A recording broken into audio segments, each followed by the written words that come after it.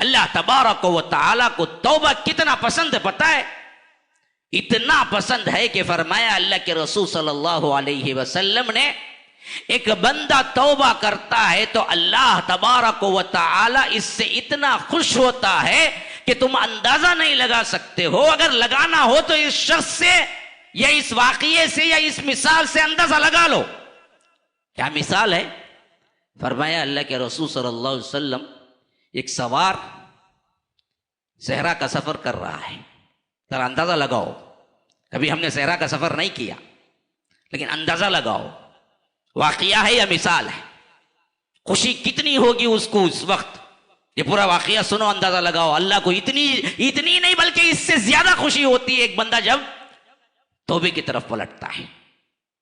अल्लाह को रमजान से पहले खुश कर लो, राजी कर लो, तौबा कर लो, एहतमाम कर लो, तैयारी कर लो कि अल्लाह ताला रमजान की बरकतें तुम पे खोल दे। क्यों? बहुत से रमजान को पा तो लेते हैं लेकिन रमजान की रहमतों और बरकतों को नहीं पाते।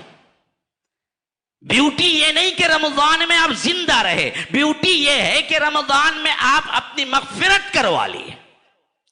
वो रमजान ही रमजान क्या है जिसमें आप पर जिंदगी में तो थे, गुजरा आप पर, लेकिन रमजान में ना कोई नेकी थी, ना कोई अच्छाई थी, ना आपने अपने आप को जहन्नम से आजाद किया। जैसे रमजान से पहले गुनहगार थे वैसे ही रमजान गुजरने के बाद भी गुनहगार रहे। तो फिर तो ये रमजान तुम्हारे लिए रहमत नहीं है बल्कि तुम्हारे लिए तो ये ज़हमत बन के है।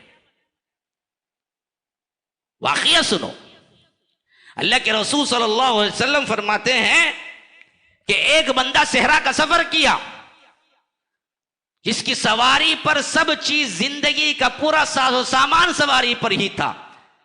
पीने का पानी, खाना, वसाइल जिंदगी जो कुछ भी था उसी सवारी पर था। और वो सस्ताने के लिए एक जगह रुका, नींद लग गई, सो गया। आंख खुली देखता है ना सवारी है, न पानी है उसका, न खाना है, न साजो सामान है, न वसाइल जिंदगी, सब कुछ मखफूत, कुछ नहीं, सब गायब। परेशान होके फिरता है, तलाश करता है। मौत उसको अपनी आंखों में नजर आने लगती है। समझता है कि आज मेरा आखिरी वक्त आ चुका है। ढूंढ ढूंढ के अपनी सवारी थक हार के फिर वहीं आ जाता है जहां पर सोया था। मायूसी का आलम यूं होता है कि यूं समझ लीजिए कि मौत की गुनूदगी एक होती है, ऐसे मौत की गुनूदगी सवार हुई और वो वहीं पर फिर सो जाता है। आंख खुलती है, सोने के बाद देखता है कि वही सवारी, वही साजो सामान, वही पानी, वही जिंदगी के तमाम लवाजिमात उसके सामने है। जो गुम गए थे, जिससे उसे मायूसी हो चुकी थी, जो समझ चुका था कि आज मेरी जिंदगी का खात्मा है, जीने की कोई सबील नहीं, कोई राह नहीं, हत्ता कि मौत की गुनूदगी में चला गया।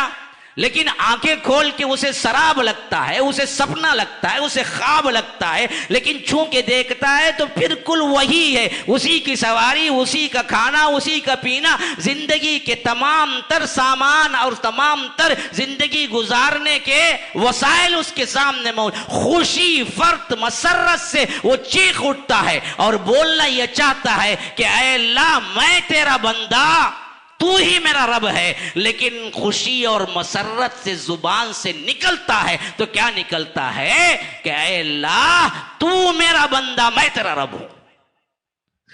हालत खुशी में, हाँ, कभी कभी खुशी के आलम में इंसान एक को एक कह जाता है, गुस्से के आलम में इंसान एक को एक कह जाता है, बल्कि बिल्कुल उल्टा कह जाता है। अल्लाह के रसूल सल्लल्लाहु अलैहि वसल्लम उसकी खुशी जाहिर करना चाहते थे तो फरमाया कि उसने कहा कि अंत अब्दी व अना रब्बुक, अल्लाह तू मेरा बंदा, मैं तेरा रब। हालांकि कहना यह चाहता था वो असल में खुशी से, अल्लाह मैं तेरा बंदा, लेकिन उसकी जुबान से निकला तू मेरा बंदा। खुशी का ये आलम है मेरे भाई,